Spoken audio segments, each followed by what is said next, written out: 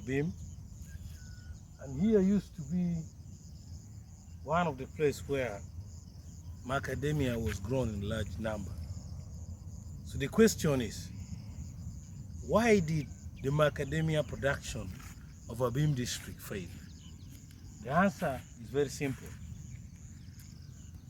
The people who brought macadamia to Abim district, the Italian corporation, did not do genetic modification. For you to plant a new crop in a different place, that crop becomes an alien species. It is not an invasive alien species in the sense that you are not intentionally introducing it to cause harm, but you are introducing it to be beneficial to man. So when you're bringing an alien species in an area, you must have done the climatic research and also the soil research or the edaphic research. So the edaphic factor needs to correlate with the climatic what? Factor.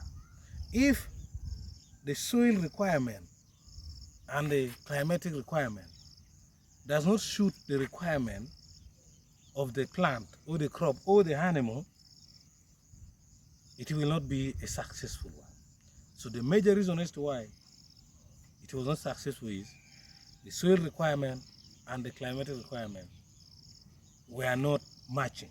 So if the Italian corporation were to do genetic modification based from the soil test of this place and also based on the climatic research of this place, the macadamia production would have been a successful one.